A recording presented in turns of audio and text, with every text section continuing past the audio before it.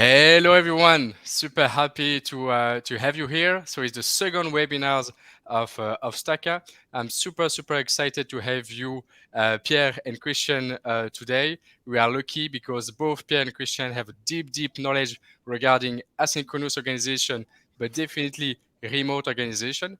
So today we will be really speaking about a great topic, which is how to build culture when you manage a fully remote organization. We all know that culture is really important for a company, for its growth and everything. So just before we jump on the subject, really quick intro. We are not here to speak about Stakha, but Stakha connects tech and product folks with tech companies which are hiring for fully remote and full-time permanent role across Europe. And today I'm super excited because, as I said, we have two great guests. We have Pierre from Claap, which is a founder of Claap. He spent a lot of time, sometimes, sorry, at 360 Learning, which is known to be one of the best organizations regarding async organization. And we also have Christian. Christian has a strong background in technical management. He spent some time in N26 as a CTO, and today is a founder of Tomorrow University. So before we jump on the subject, just like I would, Pierre, why don't you introduce yourself? Yeah, sure. So hi everyone. So I'm Pierre, co-founder at Claap. So a few things about me. I like to say that I have a pretty long history with basically like meetings and asynchronous collaboration. Because so you understand my background, I first started my career at L'Oréal, doing actually like product marketing, product development. Super like meeting centric company. I stayed there for like 4 years, and then 6-7 years ago I joined 360 Learning, which was actually like a super like decentralized distributed organization, where we had a no meeting policy. So for almost like 5 years, I've really learned what it means to build a culture around asynchronous collaboration, how to build like a distributed organization, but also like all its kind of like limitations and so on. And it's also part of the reason why we started Clap, to build like a new format that provide like easier alignment. And the thing we are like building at Clap is what we call asynchronous video collaboration, which is basically like a easiest way to align and make decisions in between written communications and meetings. So happy to be here today. Great, that really nice intro, Pierre. Christian, your turn. Yeah, thank you. So excited to be here and talk about actually remote culture, or remote teams and the culture you create. My background, you mentioned it, is in technology, and I had the opportunity to work really early on actually in distributed teams, with teams in very different locations. I had a lot of problems there, and problems means also in that regard learnings from that, what works, what didn't work, where are the challenges. I actually thought today that actually my thesis I wrote at the university was also about distributed teams. Just came back to my mind, which is actually interesting to reflect on that. And yeah, today with Tomorrow's Education on Tomorrow University, our purpose is to educate and empower the change makers of tomorrow. And we are doing this in a way that we believe actually that technology can help us all to learn more effective, and also collaborate more effective. And I think this is a part which really works well online. Always a challenge, and we have seen this in the pandemic, is nonetheless the social aspect of it. And we often also believe that if you're working from home, eventually it's less social. I think sometimes it can be the opposite. It can be more social. It can be things like this here is possible. I mean, that's already amazing. So I think there are even great assets of it, but it's different.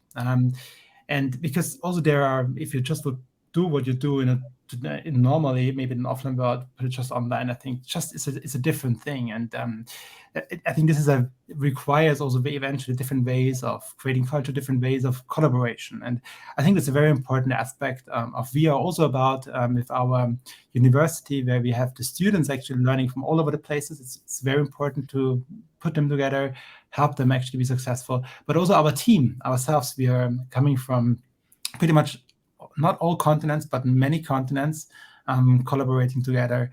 and having a lot of fun together. And I'm really looking forward to this discussion, because I think there's no ultimate answer about how to create a perfect culture remotely. But I think there is, and it's still something which is evolving, and something we all can learn from each other, I think, and inspire each other, what we maybe can do different, have different perspective on it. So thank you very much for the invitation.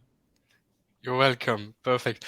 Everyone, if you want to interact with what we're saying, if you have any question or just want to say hello, because as you know, it's a remote and distributed talk we're having today, just like to bring some live to the chat, don't hesitate. It's on your right. Type anything you wanted, and we will try, like, of course, to review it during the talk or at the end of the talk. What is like company culture? I mean, my opinion is like the culture of a company is really like the ID, the identity card of the company. Employees would share the same kind of rituals, beliefs, way of working, way of communication, but also it's a way, like, for companies also in a way to really run faster the organization, especially like at startup.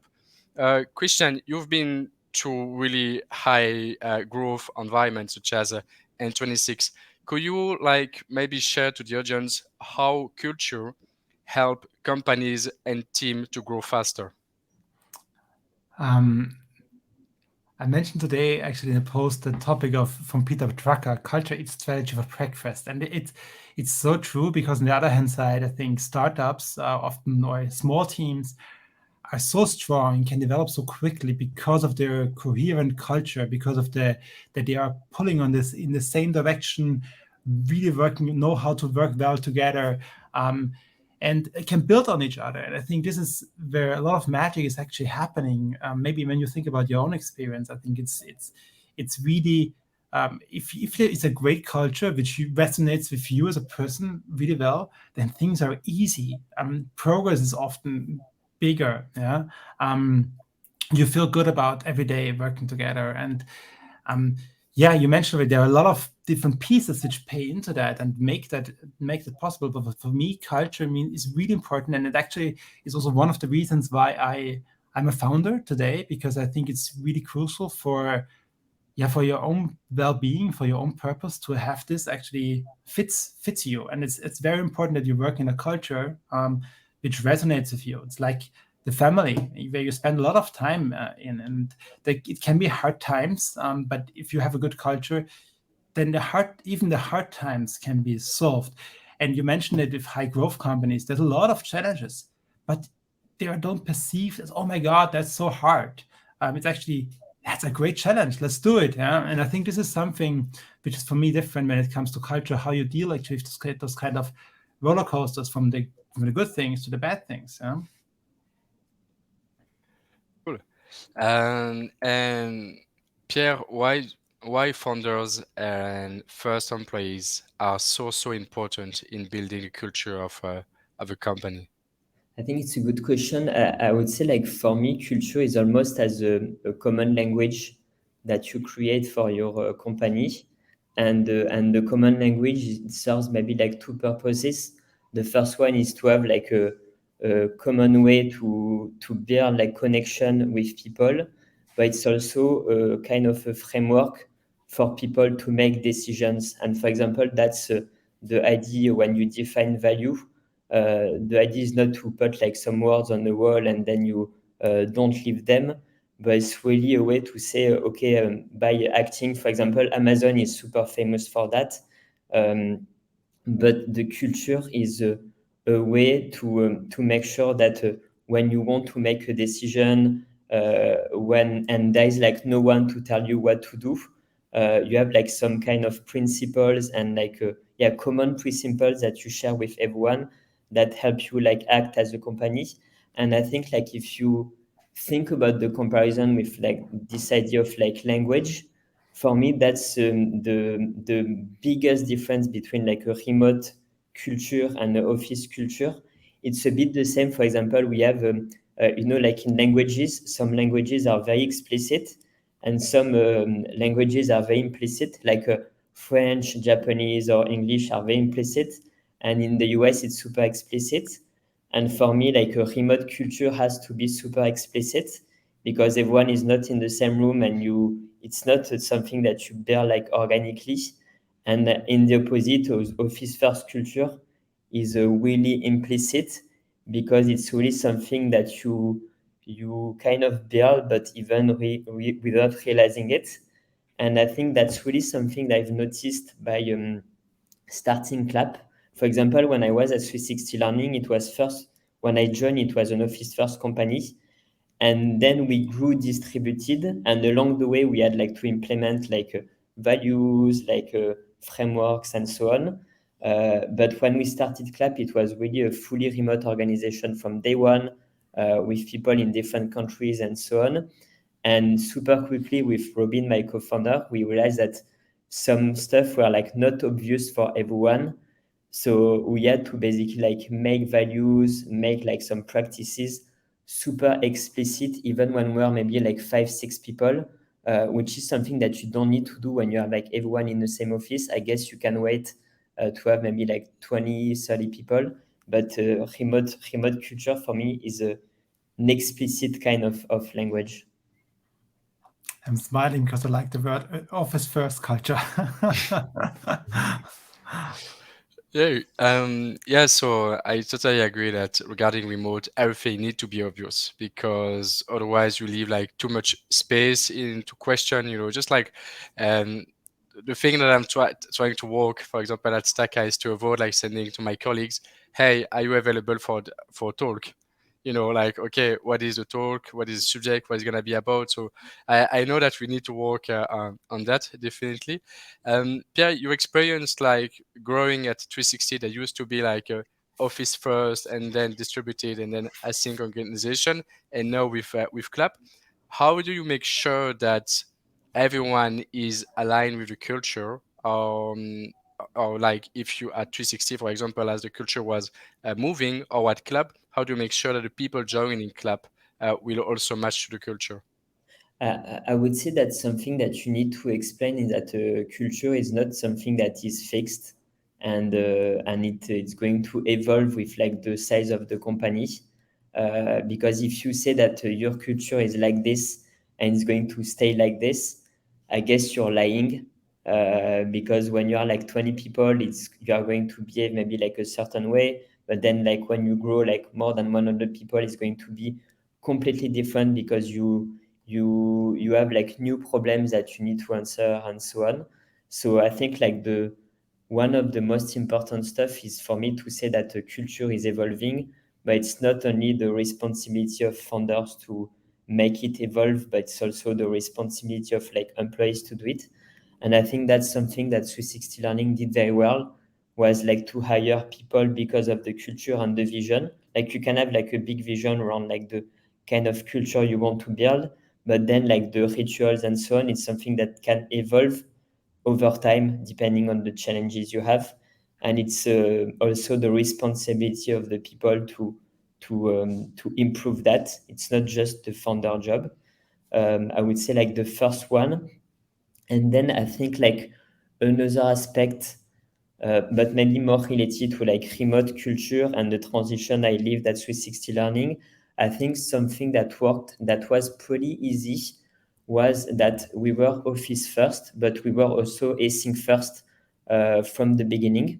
And actually, like it didn't, and by actually like switching to being remote first, was not super complex because it didn't really change the way we basically like work on the daily basis, like sharing like updates, like getting feedback. Um, the only thing it changed was actually like more the social aspect, like lunch and so on. And I think it was more difficult for some people that really loved going to the office like every day and have like those social moments. And actually like it was a bit of a challenge, I think, for them, but they kept the office. So to enable people to come to the office if they want. But I think like the transition was easy because of this async first culture. Everything was based to enable like asynchronous work. Like, we discussed about OKR, defining scopes, defining like ways make decisions asynchronously, and like everything was super explicit regarding that. And in the end, like the transition was quite smooth because of that. And so Christian, like so we know that culture is also is quite personal, definitely. In the recruitment process at Tomorrow University, how do you make sure that the candidate you're having in front of you during the interviews will match the company culture?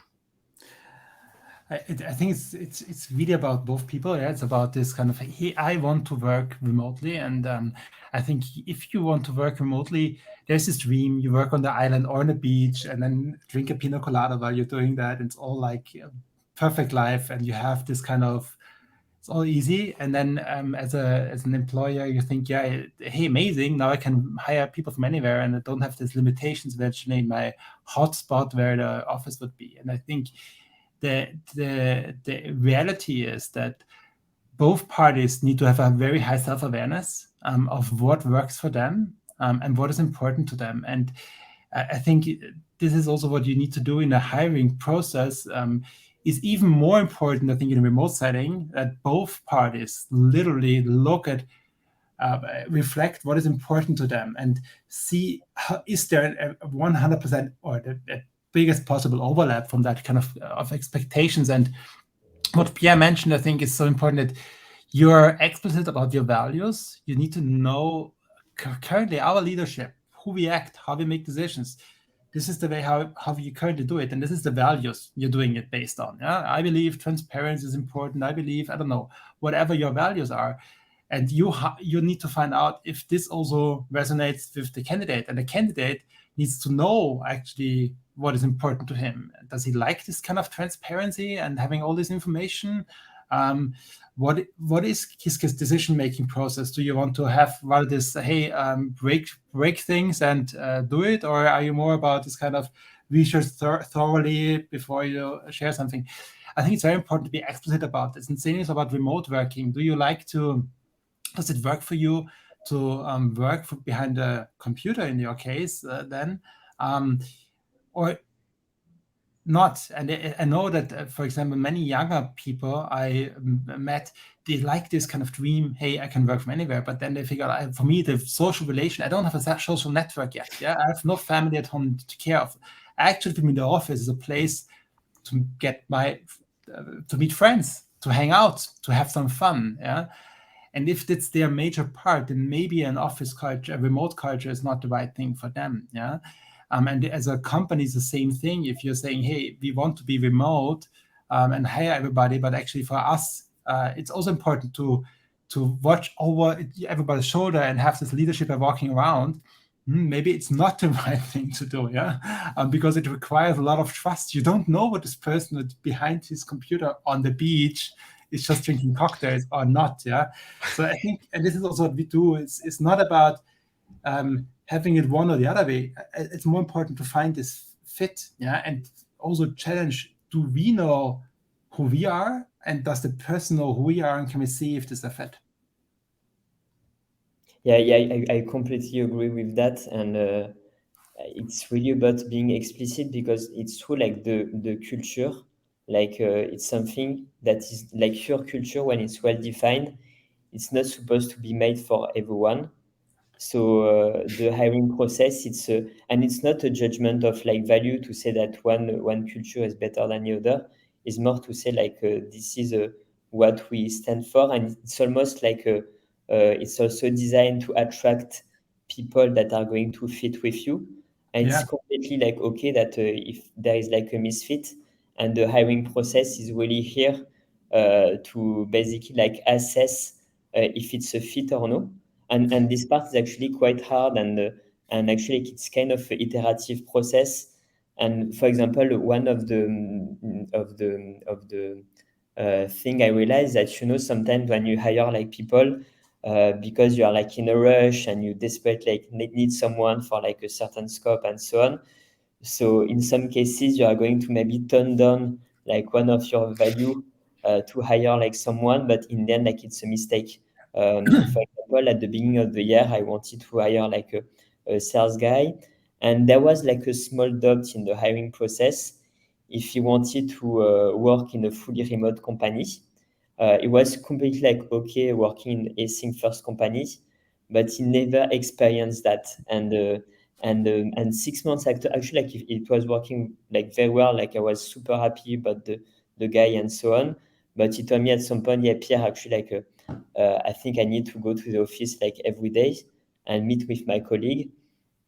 And I know that your culture is not like this. So yeah, okay, we decided that it was not made for him.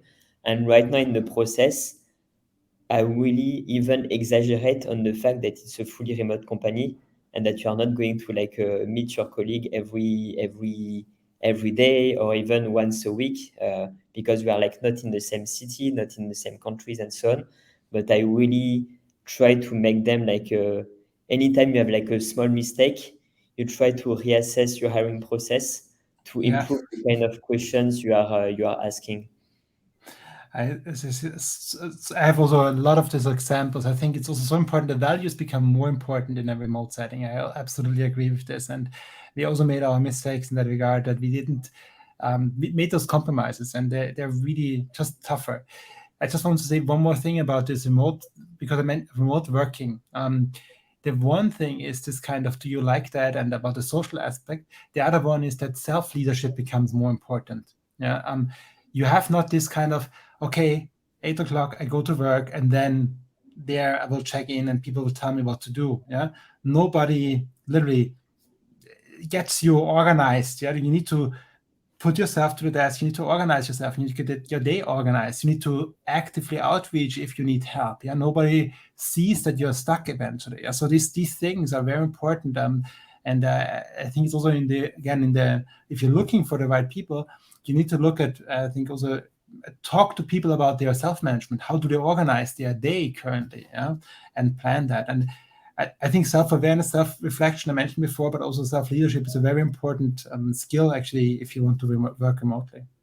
Yeah, I completely agree on that. It's true, like remote culture, and then that's why it's also like distributed culture in the way that you want to basically emphasize more autonomy, like Yeah.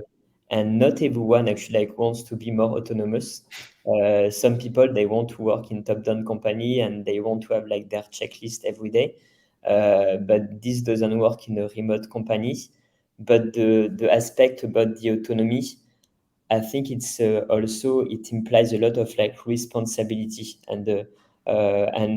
and that's why, for example, sometimes something I realize it's a lot of people that think about remote work on I'm going to be on the beach every day and I'm going to work less.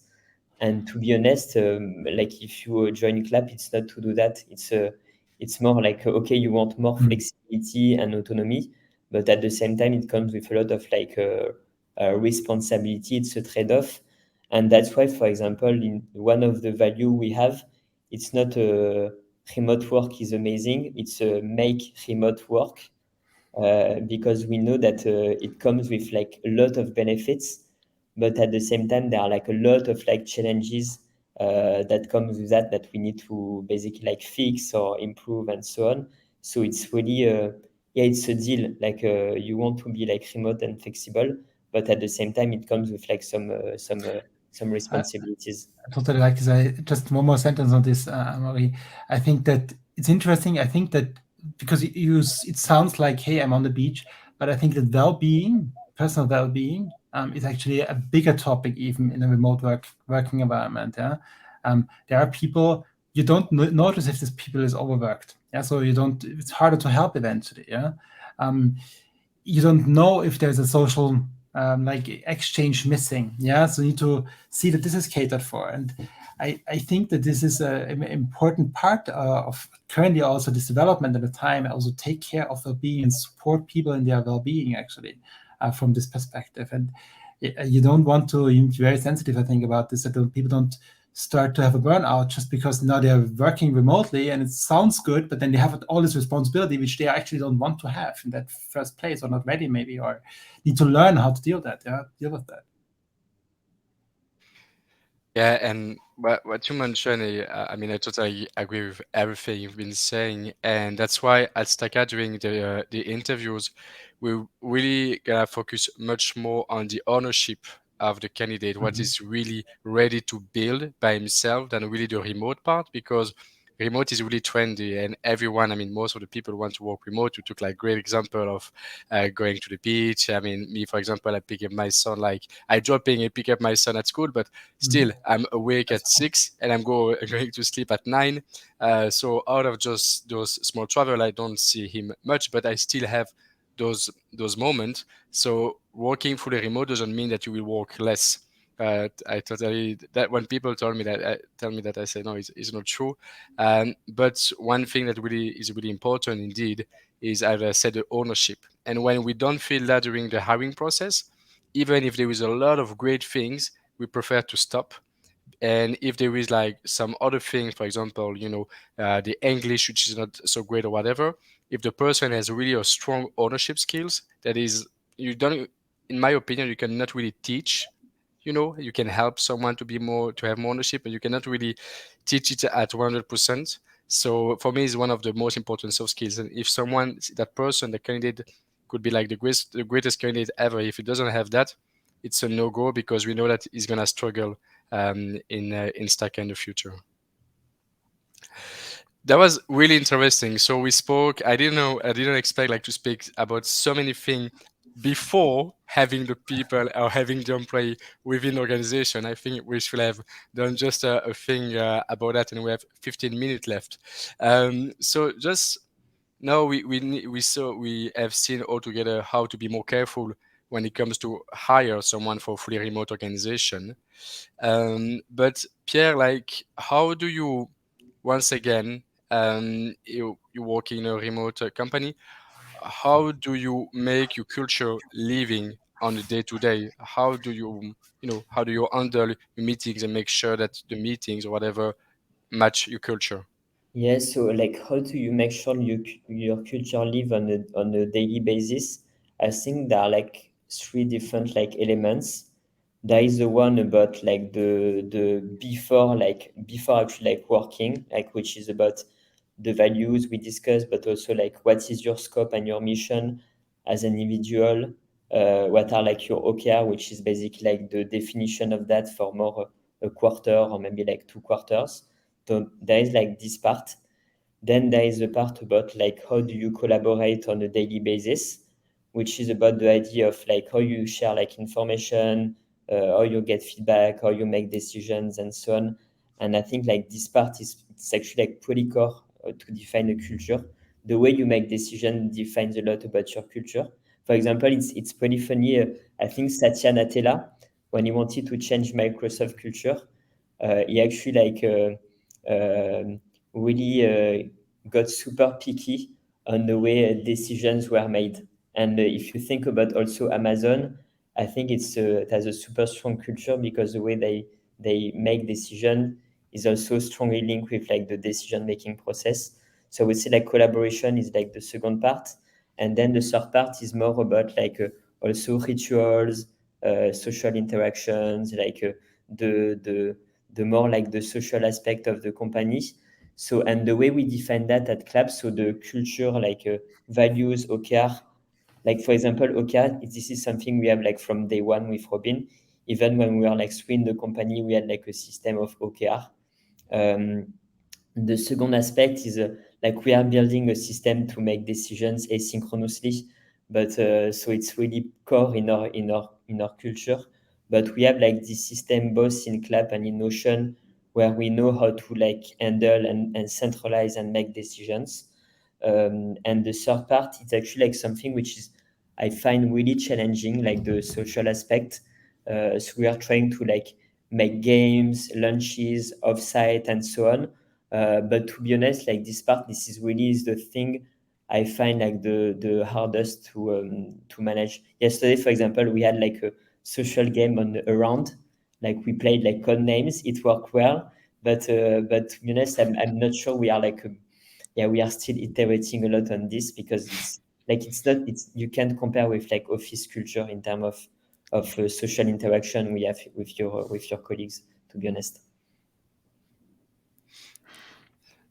Yeah, So Yeah, sorry, Christian, I'll let you go. Just to add on this, because I think also the social aspect is a big difference. And I mentioned it before, I think it's just, you don't get the same kind of social interaction online. Then the question is just for me, do you want that? And I think digitalization was never about replicating something which you have offline and doing the same now online. I think this is a very important thing. It's like if you think there you have a newspaper on paper, it just doesn't work the same in a digitalized world. Yeah. And I think when we're talking about remote culture, you need to be aware of this. It's a different thing. It allows you to have this kind of easier communication. Yeah. Coming to a meeting like on time, starting a meeting in the office culture is, I'm always late with those things typically. It takes 5 minutes. Now online, you're directly jumping into it and you're super eventually productive. So it's now the social aspect is gone. Yeah. So it's just different. I think it's important to know about this. Yeah. Also, for example, in remote culture, you have even more different backgrounds of people. French people are different than German ones, in one way, or British ones, or US. Yeah, we have all our different traits and backgrounds, and I think, Pierre, what you mentioned is so true, that you need to be explicit about certain things. The more explicit you make those topics, and this is just, hey, let's have a social get together, let's have a coffee, let's get to know each other, but you must organize those things. And people sometimes even choose if they want to be part of that or not. Yeah, so you have even that aspect of it. Yeah, one more thing, maybe concrete takeaway for our audience here. What we do, for example, is we create personal user manuals.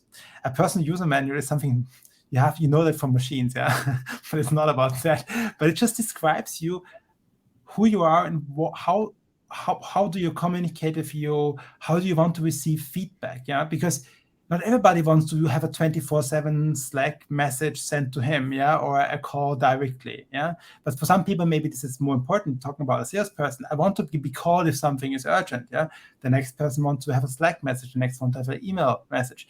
You can harmonize that and say everybody needs to be the same. Maybe it's not possible. Again, just being explicit about this. A personal user manual would describe me how I would like to have feedback. Do I like to have it rather every week? Do I like to have it via Slack? Do we want to have a video conference? I'm a morning person. Do you get me best in the morning, or do I bring my kids actually to school eventually in the afternoon, and therefore maybe out between 2 and 3 not reachable? I don't know. But everybody in our company, but also our students do that. Yeah, they create a personal user manual about themselves. It's also a great self-reflection process, because you start this kind of, who am I? What is important to me? So you start this process, and we have this in our wiki, yeah, Notion page, public for everybody. So you can go and see of everybody the personal user manual. And we do, and this is what we have done yesterday, we make a mingle session where everybody makes small groups and everybody presents himself to the others.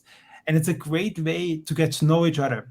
And just this week, we had a new team member joining from Hamburg, and he mentioned, oh my God, this is so amazing. And know people better after a few days now with you guys than at my old company after 1 year. It's really amazing. Yeah. So this is a very concrete example. Just I think people can benefit from that. And in a remote setting, it's just creating your personal news manual and have fun sharing that. If you have a template of this, I'm super curious, Christian. Yeah, absolutely.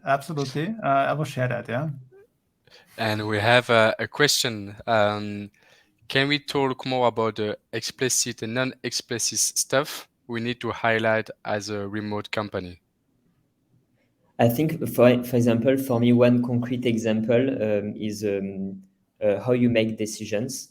For example, if I remember when I was at L'Oréal, it was a office first culture, super like oral communication, and everything was like super implicit. It was happening in like you catch like someone in the office or even in the corridor and so on, and then you have like your decision.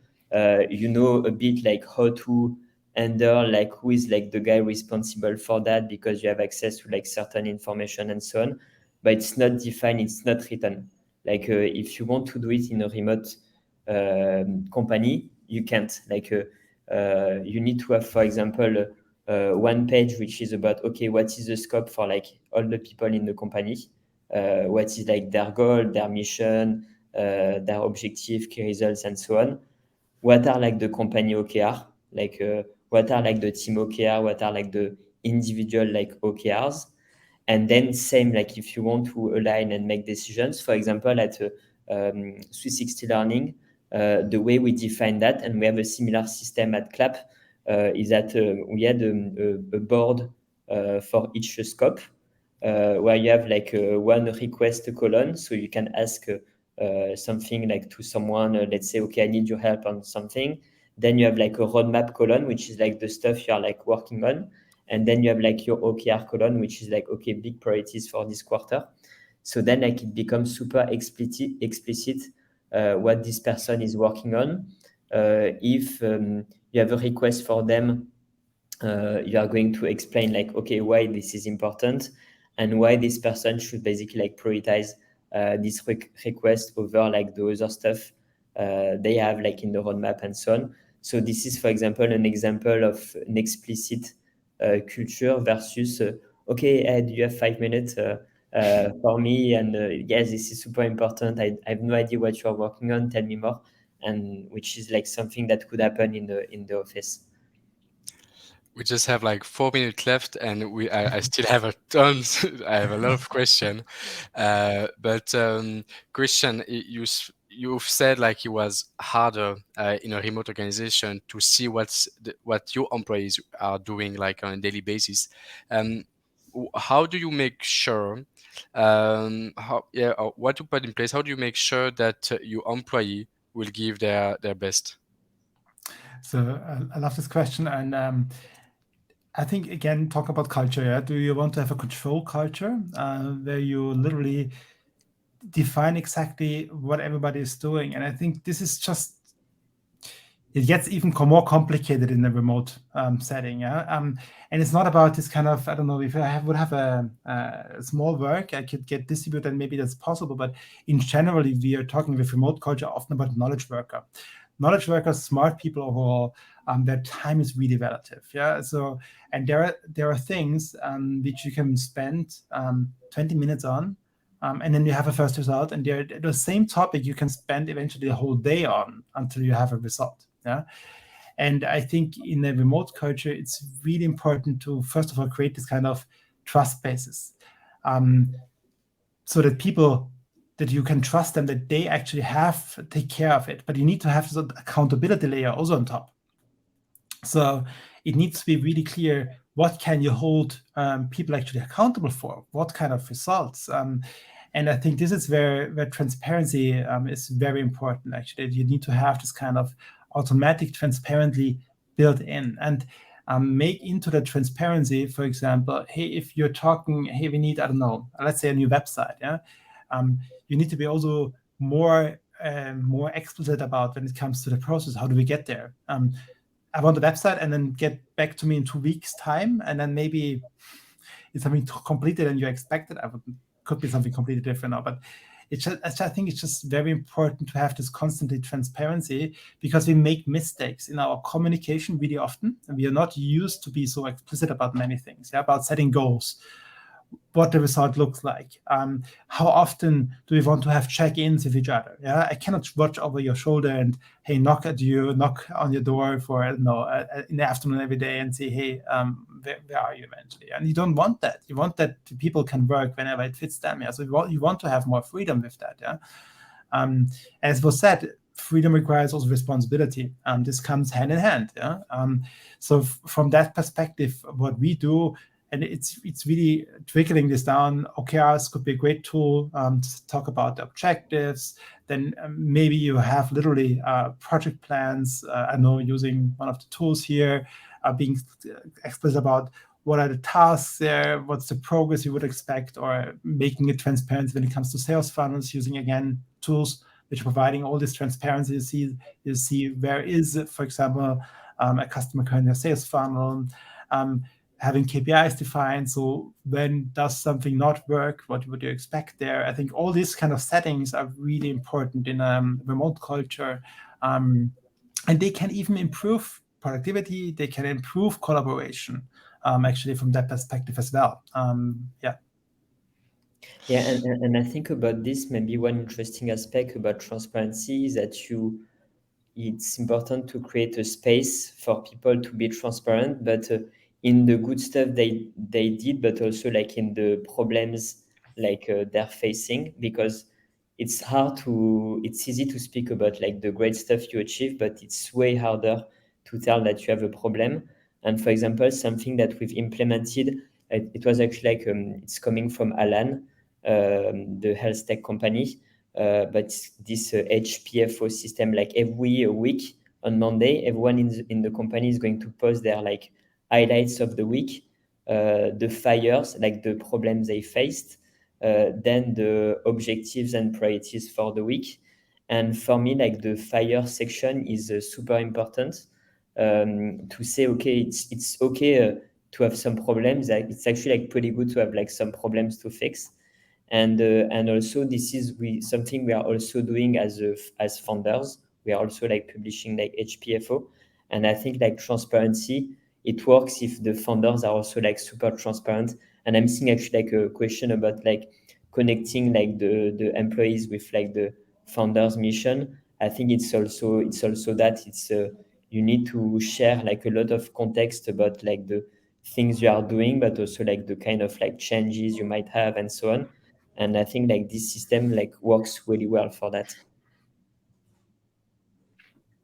Okay, I would cool. like to add something, but I'm not sure about your time. Christian, now everything has been like so useful to everyone. So take the time, and after I will make the recap, and we'll finish that. So take the time you want. So I think also this is a very important format.